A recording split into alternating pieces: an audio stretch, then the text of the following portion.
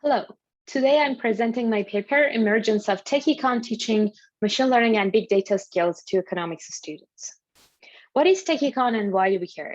Based on my definition, Tech-Econ is to apply modern econometrics, machine learning, big data tools, and other cool stuff to existing or generated data for economic analysis. Why do we care? We care because this is the future of economics, and economics departments should think about what's the best way to incorporate this sequence into their curriculum. I'm going to start with job prospects and use the data that I gathered from AEA's job openings for economists website from 2015 to 2021. I searched for keywords in these three categories: keywords related to machine learning, keywords related to computer science, and data analytics. And I created these plots. So this first one shows the percentage of all positions in North America that require some data skills. And you can see an obvious jump after 2018 in such positions. If you look at the same data for the entire world, but this time by categories of academia and industry, academic and industry positions, you can see the same trend for academic positions and for industry positions, but the industry positions are responsible for the majority of this share. If you look at the same data by the three keyword categories, you can see that the most wanted skill is skills related to machine learning, and then the second most popular is data analytics, and the third one is computer science. What are the course objectives in a Tech-Econ course? In my opinion, there should be three main course objectives in such courses. The first one is to give students enough and relevant data skills for them to perform applied research or to work in a data analytic or quantitative position. The second one is to teach them to do independent research. And the third one, which is a byproduct, is to teach them practical coding languages that can be helpful for their future. This is a linear regression. It helps us to solve some problems, but it's not useful in all different scenarios and all different problems that we face. This is what's out there. Lots of tools, they are helpful, but it's hard to find the exact one that's suited for a specific problem, in our case, a specific economics problem. This is what a data tools or a Tech-Econ course should look like. It has many tools, some regression, some other tools, and it's organized and it's easy for students to take this toolbox to the job market, to grad school, to assistant professor positions, and use this toolbox to do their research. I'm going to show you two syllabuses from the courses that I taught, just to give you an idea of what kind of tools you can select to put in your Tech-Econ course and how should the flow look like. So this is a course called Big Data Tools for Economists. In this course, I start with an introduction to coding. In this case, I'm choosing Python. I teach students to link different data sources. I teach them to work with GitHub, to do some sophisticated data visualizations, plot maps, and work with satellite data, scrape data, do text mining. And then after they learn this part, they move to OLS, machine learning, and wrap up the course. In the next course, in the machine learning course, again, I start with introduction to coding and then regression. This one is more standard. Most machine learning courses have the same flow. Then I talk about classification, CV and bootstrap, shrinkage models, tree models, bagging, boosting, random forest, and then we go to more complicated models like support vector machines, neural networks, and causal ML. How do I choose the right material? Some general advice: don't focus on coding too much. This is a Tech-Econ course and the emphasis is on econ part. And try to keep coding as simple as possible.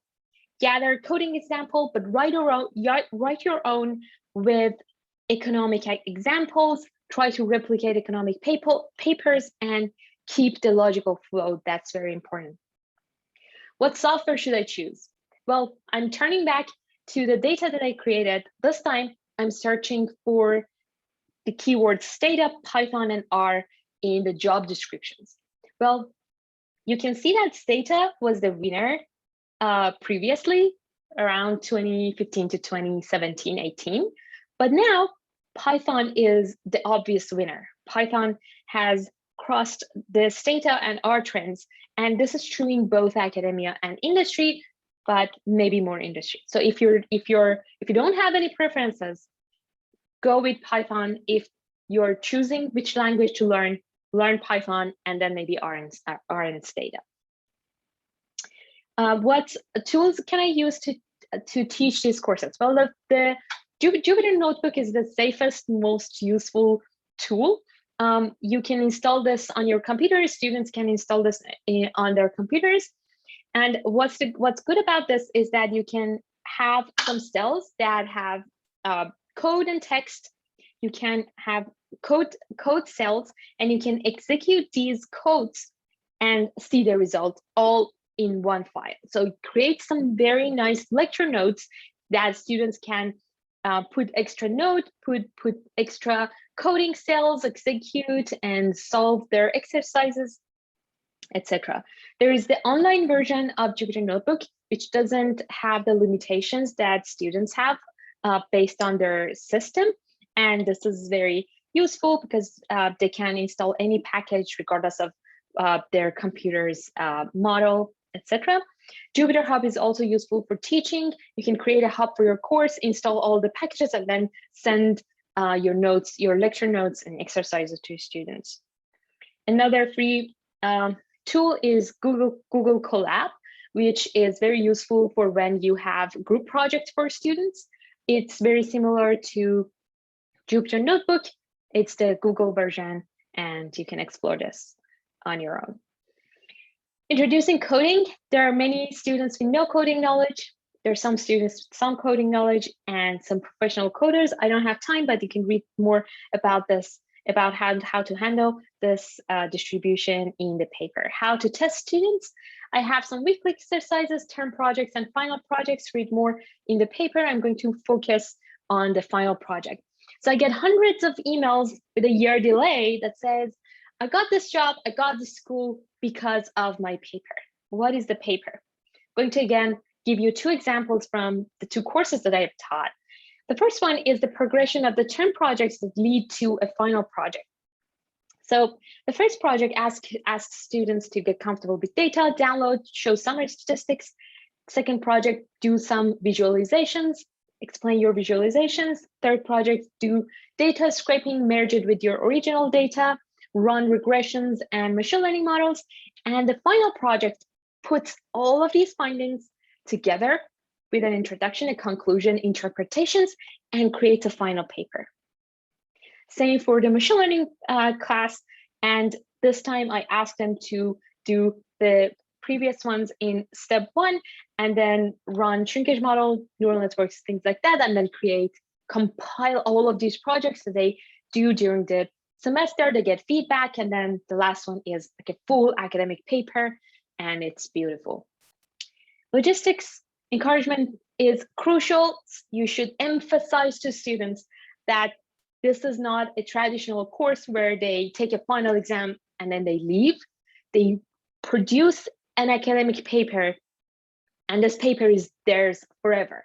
It's not a term project, it's a full academic paper that they're producing with a cool method and with original data sets. Students face numerous coding questions and coding errors, and they have to be resolved the same day, because if they're stuck, they can't move forward and they can't get to the deadline. So I have office hours, my TAs have office hours every day, and the Piazza is mandatory. So we have this community, and all coding questions and errors are answered same day.